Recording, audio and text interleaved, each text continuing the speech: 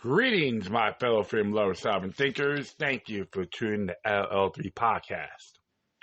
My name is Craig, transmitting from the beautiful realms of planet Earth. Today's date is Saturday, September 14th, 2024. This is episode 1770. The UK-US global speech crackdown and J6 granny gets the shaft. Before I proceed, you can follow me on multiple social media sites and podcast channels. Just type in Loki Luck number 3, Loki Luck Roman number 3 with 3 eyes, or the Loki Luck Roman number 3 podcast. In addition, if you have any questions, comments, recommendations, sharing information, etc., whatever you do, please use decorum. You can send to me via email to ll3.podcast@proton.me. If you want to donate, go to paypal.me or cash.app/Loki Luck number 3. That was a 1-minute rock intro by Nocturnii. Just to let you guys a heads up. You can find it on YouTube Music. So, I go, what the hell? Just a little change of pace here.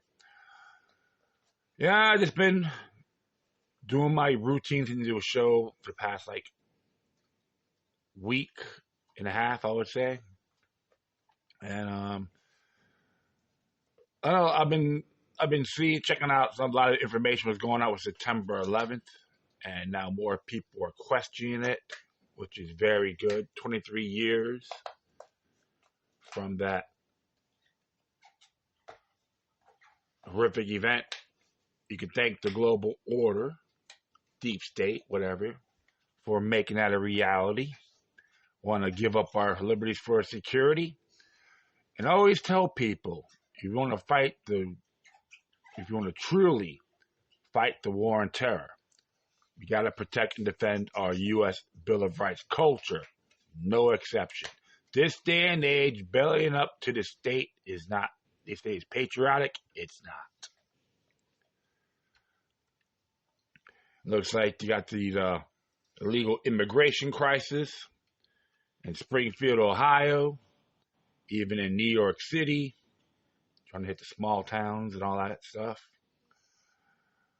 And when folks ask me about it, I'm not trying to be mean, but I tell them, especially the ones with the criminal intent, go contact the Dominican Republic's Border Security staff and tell them how they react to trespassers.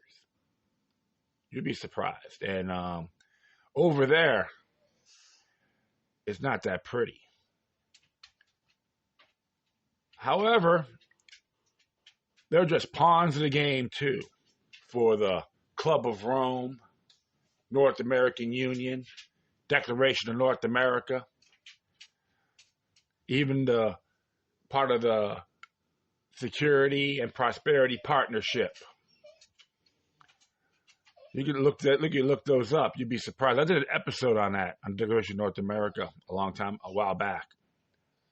And of course, Joe Biden, Glam Boy, Justin Trudeau, and Almo, it's called Almo. They all signed an agreement. And they talked about the immigration conditions, open borders, and all that. You'd be surprised. You could find that on federalregister.gov and whitehouse.gov. So it's on its face. It's not conspiratorial or anything like that. So don't use that rhetoric towards me because you're not going to win.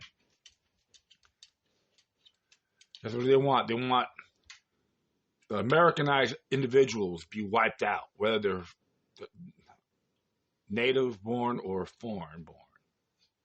Including the Haitian Americans, too. They don't care about them as well. It's across the board.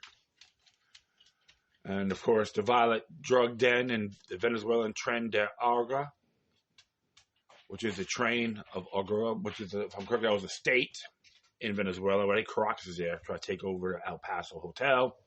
Even Brooklyn, I heard, too, in the Williamsburg district. And even Aurora. Common law does exist, folks. The truth of the matter is, criminals is the only language you understand is violence. And you have to give them that bellicose exhibition if necessary. Because the Department of Homeland Security are nothing more than scumbags. The Secretary, General Secretary itself, Alejandro Mayorkas, was a glam boy. That famous Cuban, I heard he lived in Beverly Hills. I can tell you this, the Cuban people in Miami despise that maggot. I don't blame them. It's all ethical. They just want to get people that hang out, don't do anything, and ship them somewhere like bodies. It's like having people do a job and they haven't done it before. Very similar to an extent. The question I have too in Springfield, which is in was it Clark County, where the sheriff has a lot more power than what they think. Screw their special national status. If they act like criminals, you treat them like them. No ends, ifs, or buts. The question I have, if they're not going to execute it, how much money are they getting paid? Whether it's the rogue elements in Springfield and Clark County in general, even New York City, what's that guy? Was that mayor that Yahoo? So one moment. Dog business, dog issues. That's okay. So you gotta always look at those angles, folks. It's a lot more complex than what they want you to know. It's just really disturbing. But like I said, what we're seeing right now is part of the global order plan. See, how many people that are Americans. Is just one example. They can wipe out with the jabs and replacing them with on the jobs, even kicking them out of shelters. This is why I never really trust the government or try to get handouts. Even a person like myself was an urban camper. I won't consider myself homeless, but I have my experience. I always figure out how to do things, and I finally everybody getting work and just bettering myself. And I can say I've been very thankful. Anyone can do it. We cannot go around take life for granted or abuse our bodies and our souls.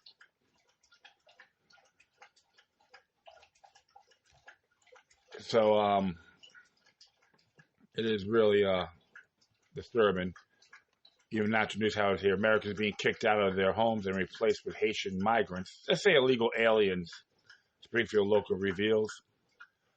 20,000 plus migrant invasion sweep Springfield, Ohio. And they even have, National Pulse, Hunter Biden's business buddy jumps ship and joins MAGA. Trying to give himself immunity. Ex-CIA officer sentenced to 10 years for spying for China. And another Muslim rape gang convicted. That's from National Pulse. I'm looking at censor.news. Oh, yeah. Shock to system. Europe hammered with cold blast and snow. That's from Zero Hedge. Why Russia re-engaging with the IMF? Yeah, same spot. So, hey, if you're looking at the whole thing, World War III, the banksters want that so bad so they could put the whole world in debt and enslave us all. You see factions within the banking system, but they got someone else on top of them being controlled. Free West media, Harris lies in debate with Trump by claiming no U.S. troops are deployed in combat zones.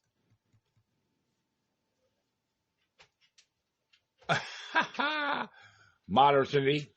Whoops, Tim Waltz calls Kamala a prostituter.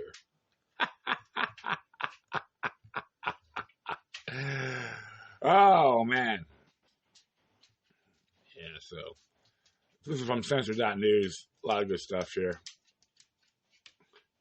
Law enforcement today. Plenty of blame to go around after incident between Dolphins Tyreek Hill Miami-Dade police officers. Let's check that out. Another one here on law enforcement today. Costa Rica on high alert for terror suspects among those who are migrating through an attempt to go to the United States.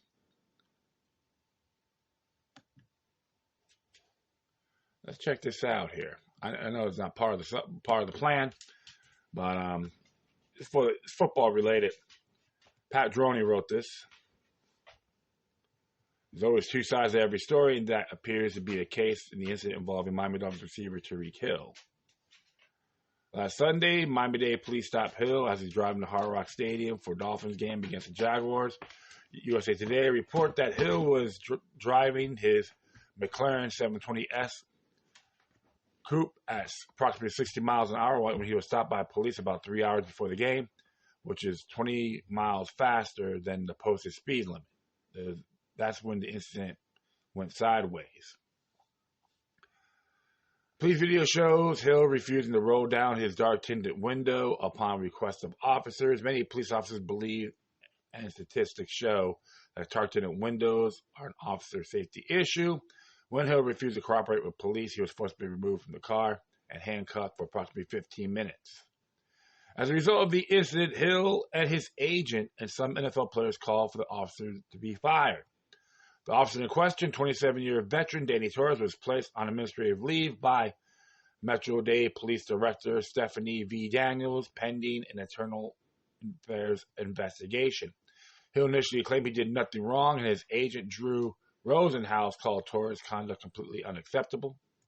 However, Ignacio Alvarez, Torres' attorney who worked for the Aglo law firm, and Israel Rees of the Rees law firm, released a joint statement to Fox News Digital on Monday calling for his immediate reinstatement. The police has released full-body cam footage of the incident. While we believe the decision to place our client on leave was premature, we respect Director Daniels' call for a thorough review of the incident involving Mr. Tyreek Hill. A stance we fully support, the attorney said. We urge all parties to refrain from making public statements that may misrepresent our client's actions and mislead the public about Mr. Hill's detainment. We call for our client's immediate reinstatement and a complete, thorough, and objective investigation, as Director Daniels has also advocated. Our client will not comment until this investigation is concluded and the facts are fully revealed. Meanwhile, the South Florida Police Benevolent Association also defended Officer Torres. The police union's president, Stedman Stahl, said Hill was detained for officer safety after driving in a manner that he was putting himself and others in great risk of danger. Upon being stopped, Mr. Hill was not immediately cooperative with the officers on the scene, pursuant to policy and for their immediate safety. Placed Mr. Hill as a handcuff.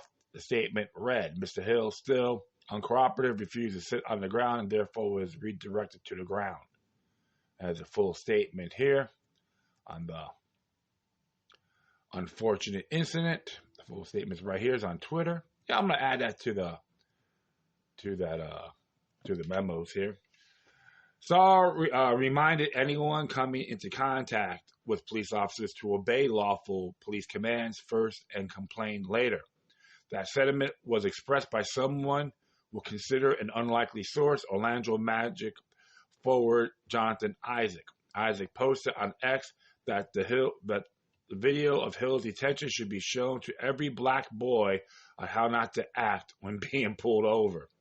Fox News Digital reported. It is premature as black men to put our lives in the hands of officers in this way, especially when you're on his caliber, Isaac wrote. Neither side has an obligation to be nice, but 9.99% of the times, tends get what you give with LE, especially when you're being pulled over for a valid reason. That's fair. There are unjust exceptions, escalations, of course.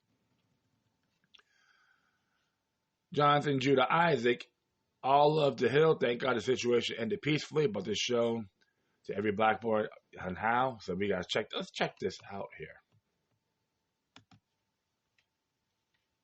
It'll be pretty interesting. I'll put the link. I'll add this link to the rest of it. I know it's the title is immature, premature in my mood, but this is interesting. Let's see what this is from Alan Slater. Let's just check this out. Watch this video as we speak. There was a motorcycle officer that pulled him over as a backup, which is traditional.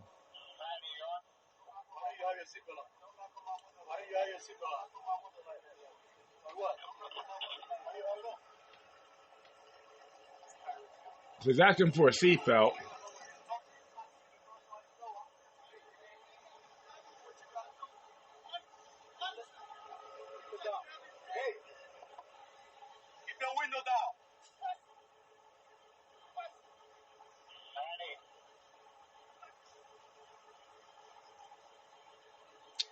Interesting.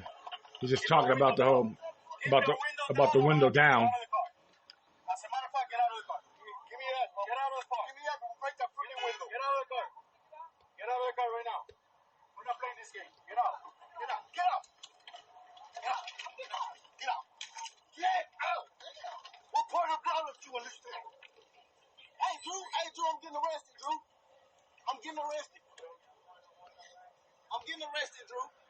Okay, so he's talking to his agent, and he took him out of the vehicle.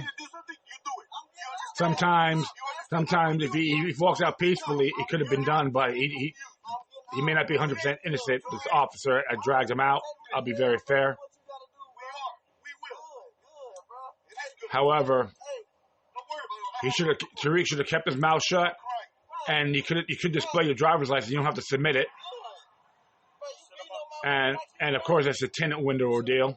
What he could have done, have the screen, but the front window, the windshield, he could have displayed his license, registration, proof of insurance right there without handing it to him. That is on Florida law. As long as you display it, you can do that. You don't have to submit it to him. You don't have to give it to him by any means. And a lot of states do have that law.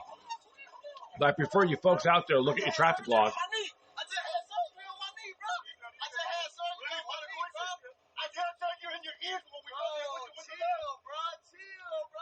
Yeah. Tyreek.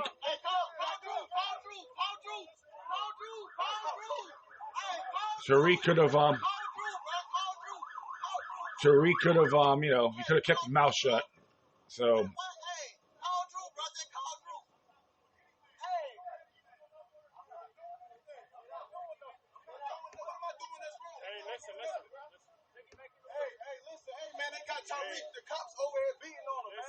No, not beating on. Now he's getting a little bit dramatic.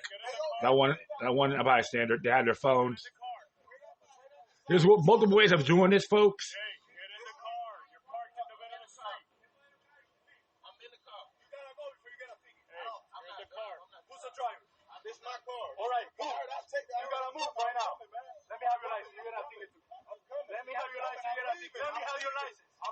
Look at this. You're not going to give me your license? You're not going to give me your license? Let me have your license. Your license right now. Hey, your license right now. Or I'm going to lock you up. Your license right now. Your license right now. Yeah, so there's a little bit of exhibition, too. Like I said, he's not, officer's not 100% innocent either, if it's Torres. But the whole thing is with this whole Tyreek ordeal, it could have been resolved a lot easier. And in Florida law, you can display your license, registration, proof of insurance. Okay, he has tinted windows on the side. Display it right up front of the windshield. As long as they see it, you don't have to give it to them. But Tyreek's exhibition could have been a hell of a lot better if he would have kept his mouth shut. A lot of folks let the emotion supersede logic. I know he has a job to do. I'm not crucifying it. And there was a claim that he's going 20 miles over the speed limit. So based on this, don't get too glammy. But everyone's making a lot of folks here are making a big stink. And right here, I'll just keep on going. So the video is interesting. That this wasn't anyone's best moment on both sides. A nothing burger, MIO. In demanding Torres' firing, Hill's attorney, Julius Collins, said they were demanding Torres' termination. We are demanding for immediate termination of the officer that has been placed on administrative leave. Hill said in a statement, through Collins, each action that a law enforcement official take is governed by standard operating procedures. We are of the opinion that the officer's use of excessive force, escalated, and reckless. We are demanding the officer be terminated effective immediately.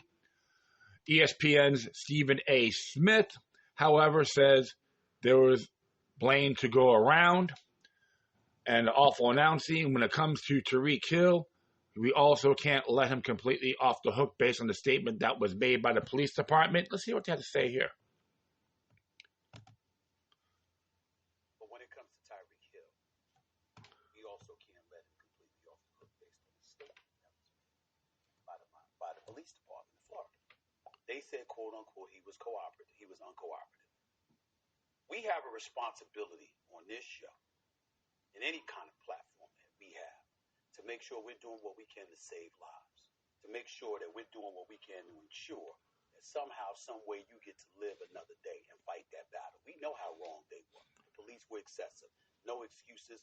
They should be ashamed of themselves the way they acted. They just went overboard. Totally true. Especially when it came to Calais Campbell as well, who did nothing and put his arms up. He was no threat whatsoever. Okay, they told him to step back. He stepped back. He let them know that was his friend. Another teammate, Janu Smith, comes in there. He's by his car. He's on the phone. He's clearly not posing any threat. The police officers were definitely agitated. They were wrong. Here's the problem. We all came on the air seeing the initial footage in complete, unadulterated support for Tyreek Hill. Mm-hmm. You pull over. They tell you to roll down your window. What's the first thing Shannon just talked about? The first thing they do when they pull us over, they pull me over. All my windows are down. My hands on the steering wheel. That is not what Tyreek Hill did. Tyreek Hill had his window up. The officer bangs on, knocks on his window. He didn't bang on his window. He knocked on his window. You hesitated to pull it down. The first thing you say is, don't bang on my window like that. Don't bang on my window like that. Don't bang on my window like that. He asked you for your driver's license. You hesitated to give him your driver's license. You said in the post-game conference, hey, y'all, what if I wasn't Tyreek Hill? What if you weren't Tyreek Hill? What would have happened to you if somebody that wasn't Tyreek Hill kept the windows rolled up, hesitated to roll it down, didn't give you the license immediately when you asked for it, and then hesitated to get out the car when they told you to get out the car? See, we got to be responsible. And the point that I'm trying to make is this. In no way should the officers be excused for what they did. I totally agree with you, Dom, every syllable. You too, Shannon, every syllable. But I also am saying, yo, Tyreek, yo, bro, you didn't deserve that. I'm not implying that you did.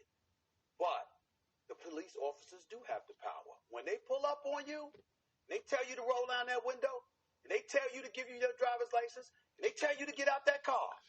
That's what you got to do. I disagree with him on that. In good faith, I have to disagree with him on that, because in Florida law, as long as you display your license, you don't have to submit it to them. See, there's two different worlds. Okay, so I'm not knocking him, but like I said before, okay, the tinted windows may be an issue. However, if you're going to crack it down, fine, but I have my license displayed on the windshield. Registration of proof of insurance, and keep your mouth shut. You have the right to remain silent. That's a fact. There should be a website called fairdui.org. And they talk about that, about right to remain silent, display your license, registration, proof of insurance. You don't have to submit it to them. That's a fact. And multiple states do have that. I encourage people, wherever state you're in these United States, is to examine those laws. Don't be a yes person. Be polite. Don't say a word, because you don't want to incriminate yourself. But I'll continue on with this article.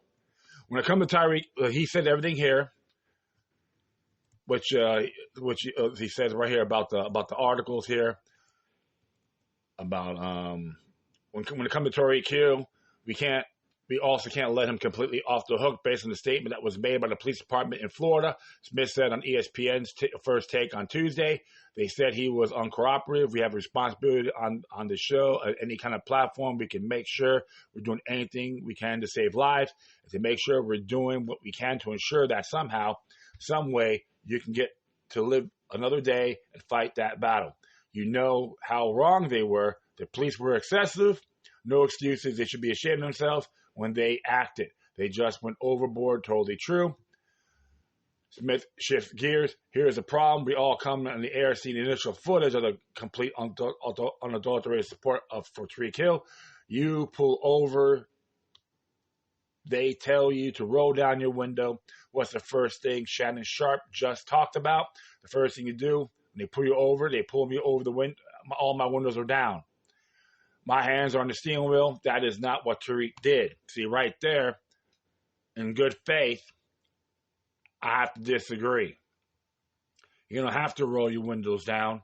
You could use, I prefer dash cams and have it on continuously because you want everything documented.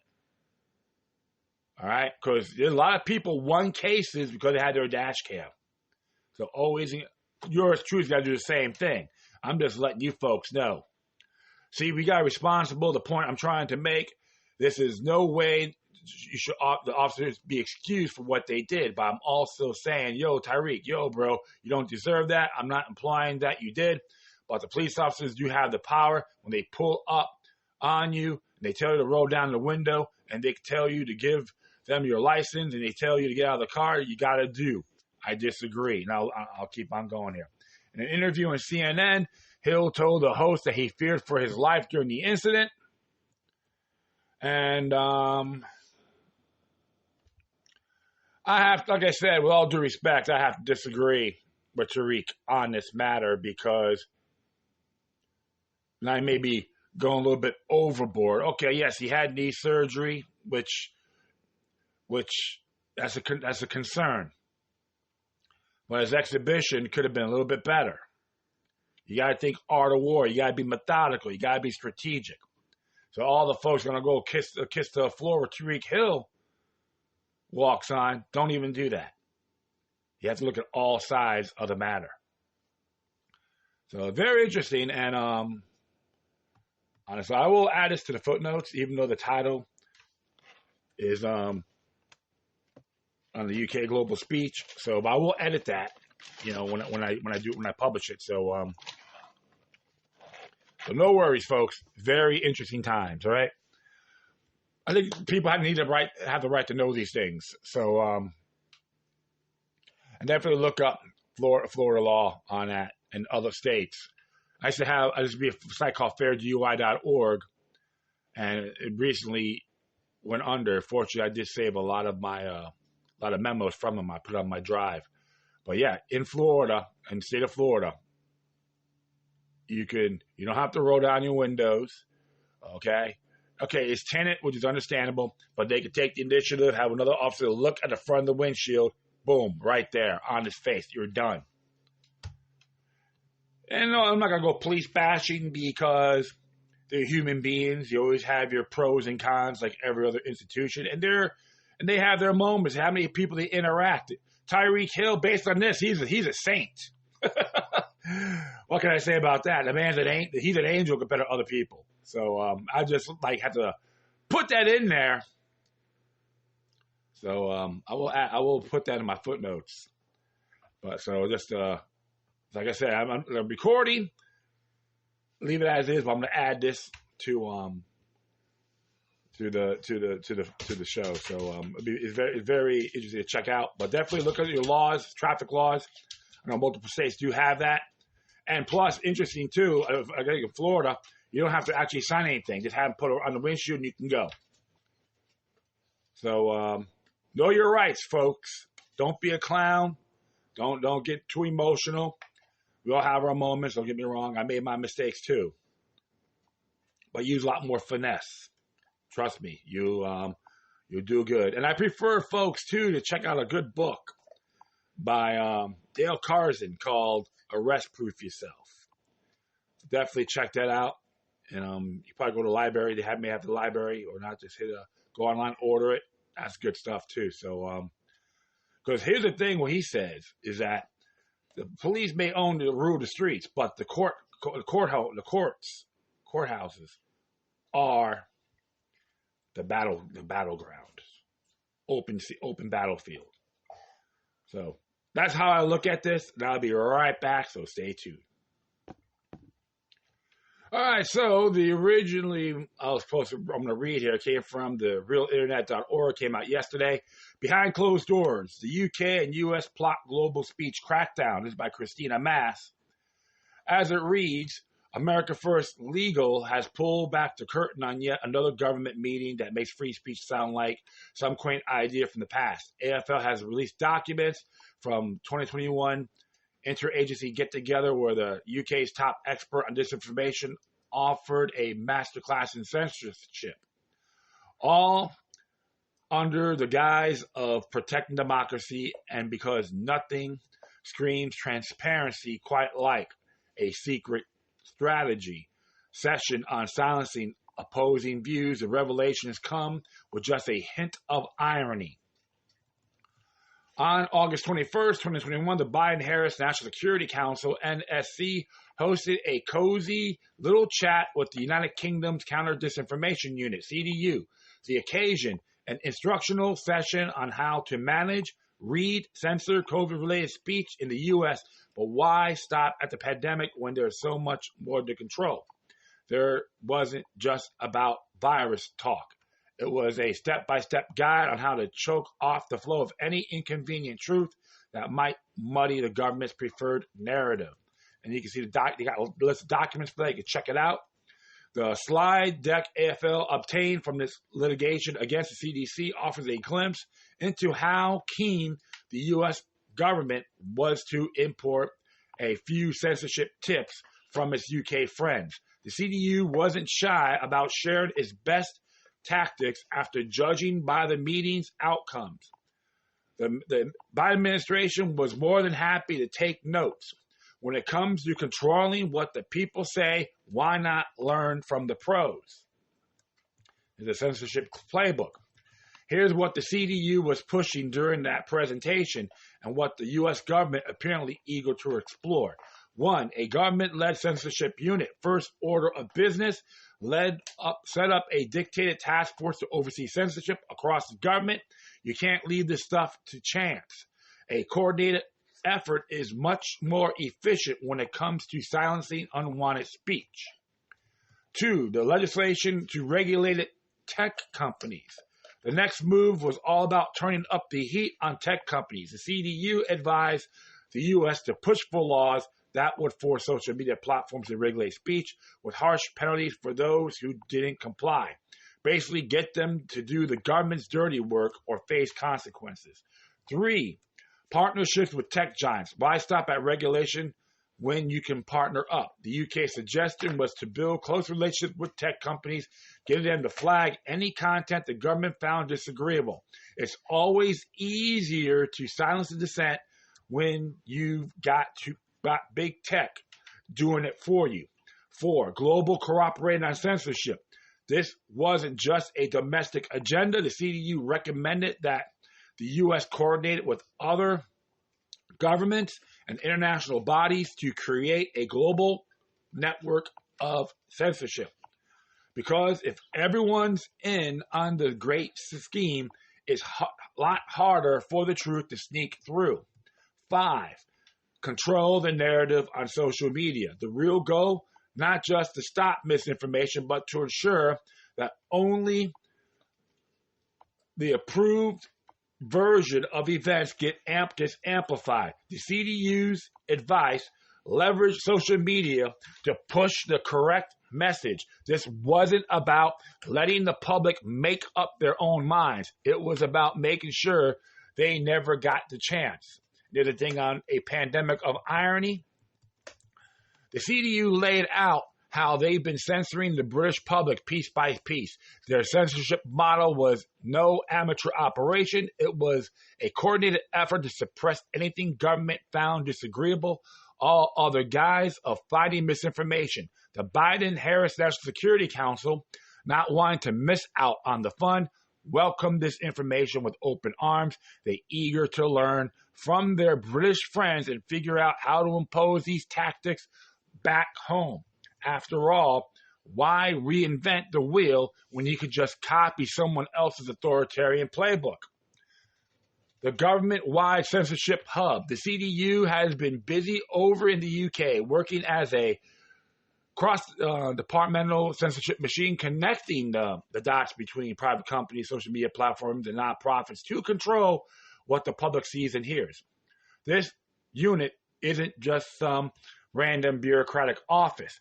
It includes components of the UK's intelligence services, foreign policy apparatus, and individuals directly linked to the Prime Minister's National Security Unit. So when they suggest the U.S. create a centralized hub to lead its own censorship program, the recommendation carries a certain weight.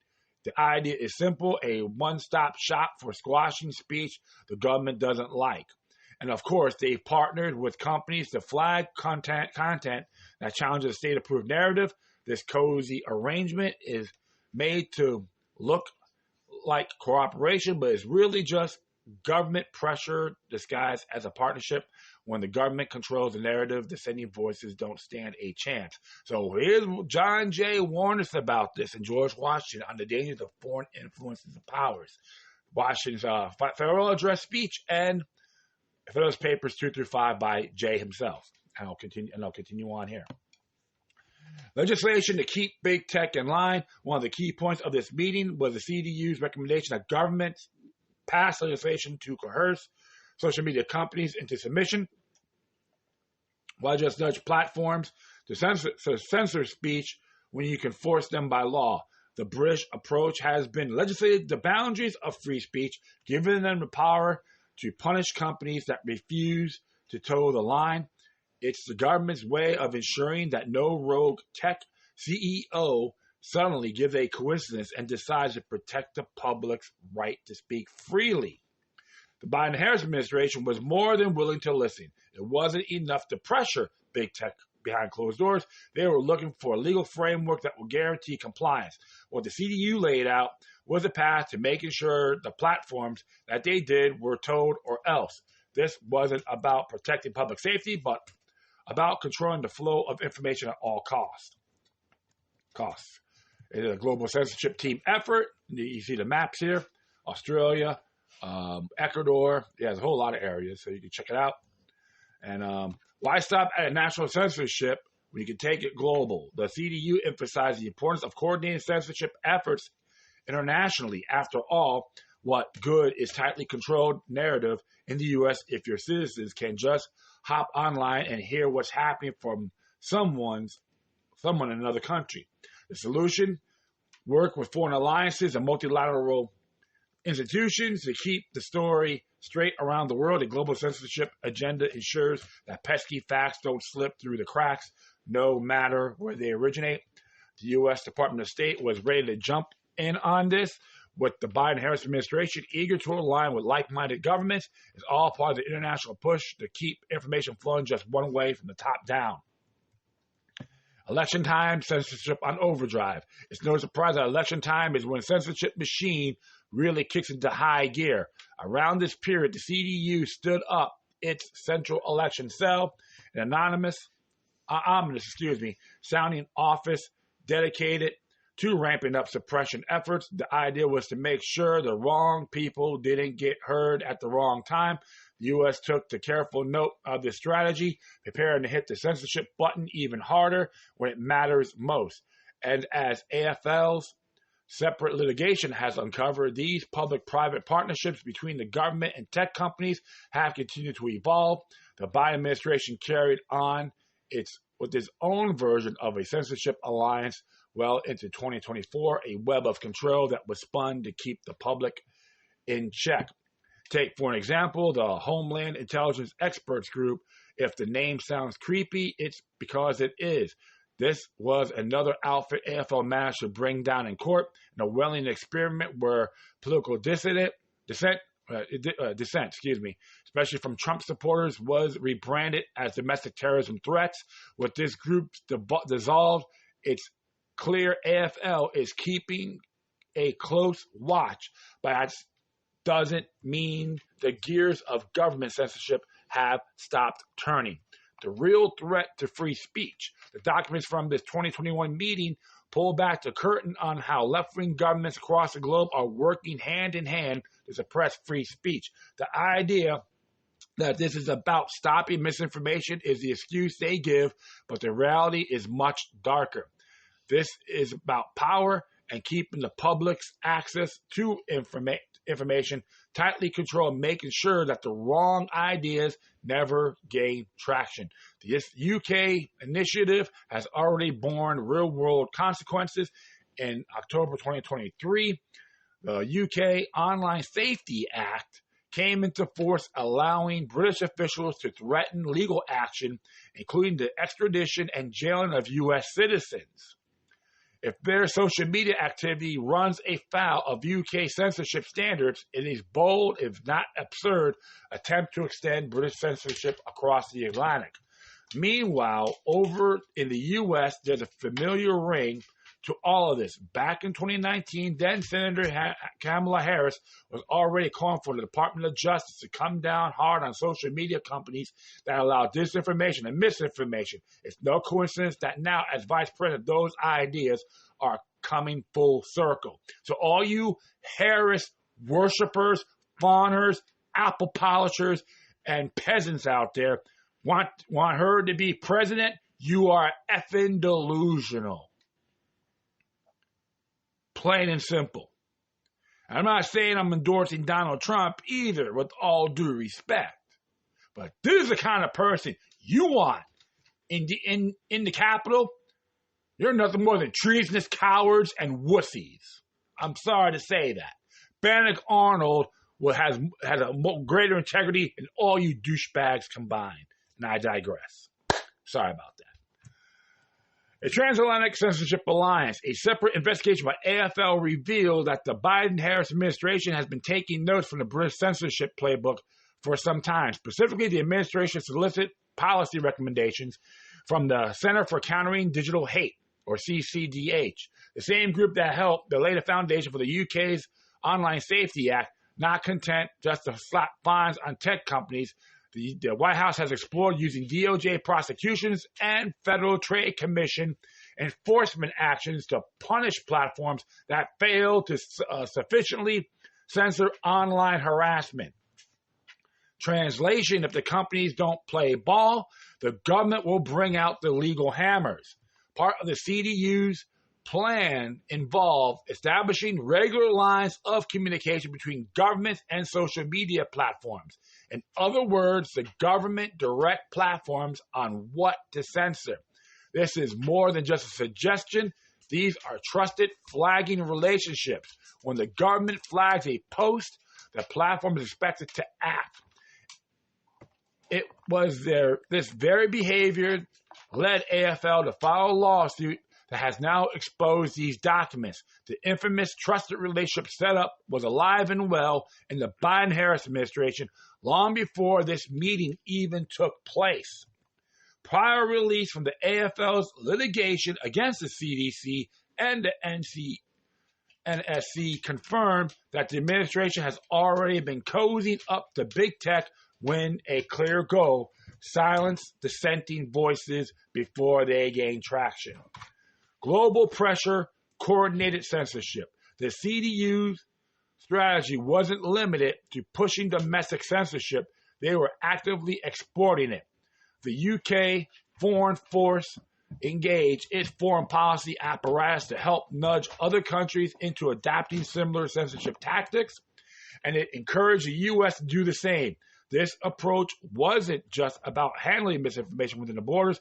It was about uniting governments to put collective pressure on platforms worldwide. Technocracy 101. According to the CDU, one of the significant benefits of this international approach is that it would encourage cooperation from platforms more easily. The underlying message: When the governments around the world are all leaning on big tech to enforce the same censorship policies, it becomes much harder for companies to resist.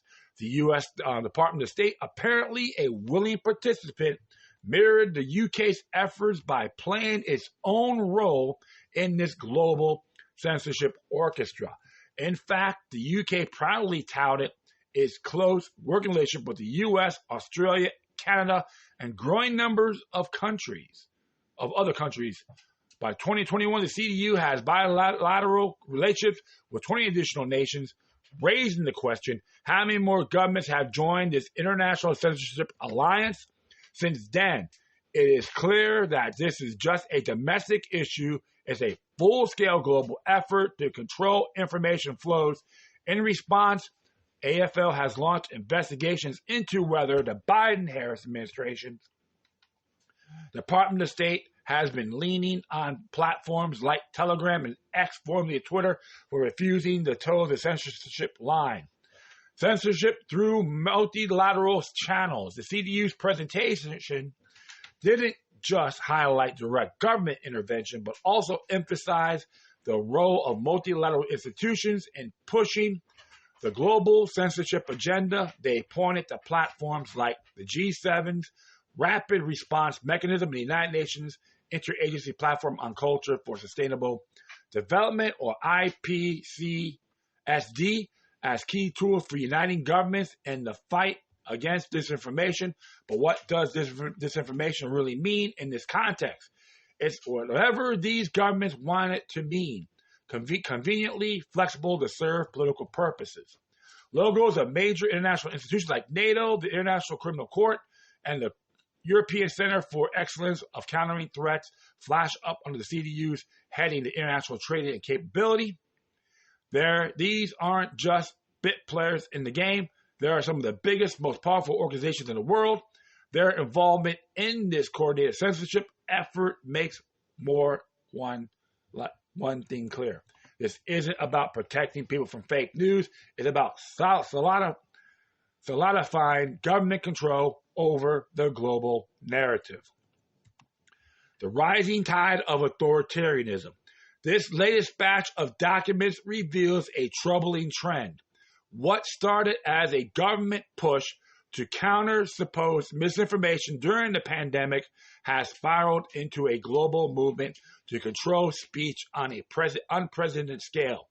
By working in lockstep with international alliances and multilateral institutions, the Biden-Harris administration, alongside other left-wing authoritarian governments, is pushing a narrative that there's no alternative to censorship. Its strategy designed to slowly tighten the reins on free speech, all while claiming it's for the greater good. The chilling takeaway is this: as governments and tech companies work closer together, censorship has become not just a possibility, but a well-oiled machine. This international alliance, driven by countries like the UK and enabled by the US, is setting the stage for a future where your right to speak freely is increasingly dependent on whether your speech aligns with what the government deems acceptable. And with bilateral partnerships and multilateral institutions on board, this global censorship movement is showing no signs of slowing down.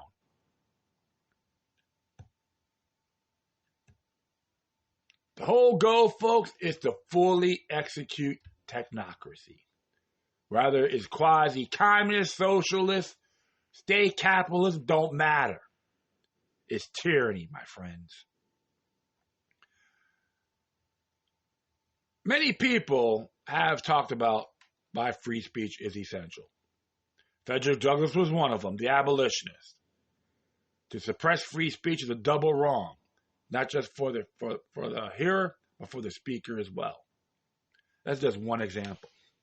I've used that multiple times, even during the horrific event at Charlottesville 7 years ago. Some of the folks didn't like it, but they couldn't call me a racist because I used him. Very dangerous indeed, folks. And the Biden-Harris administration, they all need to be thrown in prison. Due process, to be exact. for treason. This is an act of war. That's just one example. And to all the Trump supporters out there, send this to President Trump or Donald J. Trump, whoever, and the states too. And some of the people, even Republicans, suppress free speech if you criticize Israel or Zionism. All right, it's a fact. I'll look it up. Ron DeSantis is one of them, and Christy Notem from South Dakota. Just give you two examples. Free speech is more important than your feelings, and theirs as well. This is why it is deplorable, tyrannical, and Orwellian. George Orwell warned us about that in 1984. Question everything, my friends. Your natural rights are essential. They say they want to suppress it, but we have the right to speak freely, whether they like it or not. Well, I'm going to be back for one more, so stay tuned.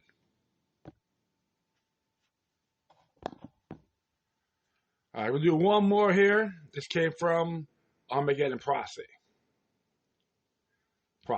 excuse me. Peaceful J6 graded gets the federal shaft in sentencing. This is by Ben Barty. I like his content, so check it out. Substack page, substack.com. Armageddon Pross, substack.com. I will put the links on that too. And here's what it says here. Every decent man is ashamed of the government he lives under. This is H.L. McKinn. I covered this over at PJ Media earlier today. As punishment for taking a 27-minute nonviolent tour of the Capitol on January 6, 2021, after being granted permission to enter by cops on site, grandmother and friend of Armageddon Pross, Karen Jones, has, over 3 years after the alleged insurrection and many thousands of retirement dollars squandered on defense attorneys, been sentenced to a 3-year probation house arrest regime for a single misdemeanor charge of entering or remaining in a restricted building or grounds. So, the police set you in, and they still want to charge you. How disgusting is that? You should throw that judge and the prostitute and attorney in prison, too. Bunch of ingrates. Sorry, I don't like being insulted, folks. I really don't. I don't care who it is, all right? If you do it to them, they do it to any of us. As it reads here, the court acknowledged her lack of criminal history, the absence of evidence that she committed any violence at the Capitol, and that she did not enter any private areas of the Capitol. Nevertheless, the judge strapped her with an ankle monitor, charged her $3,000, and threw her on probation for 3 years with drug tests and home visits from an officer wherever it so pleases the state. From the court ruling, emphasis added, defendant was sentenced to a term of 36 months probation with a special condition of 90 days home detention, $2,500 criminal fine, and $500 in restitution. On her plea of guilty to a charge of entering or remaining in a restricted building or grounds, a Class A misdemeanor, while no evidence showed that this defendant engaged in pre-planning for violence on January 6, 2021, B, entered any private offices or spaces within the Capitol building, or C, personally attack any police officer, damage or steal property while inside or outside the Capitol building.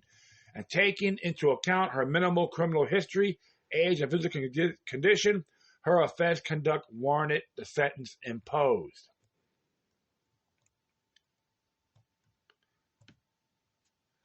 And there's a video on that too. You can check it out yourselves. I regret I'm not able to participate in this election cycle. It seems too un-American to use the court system to silence political speech. Karen told me, is this case is in its outcome politically motivated?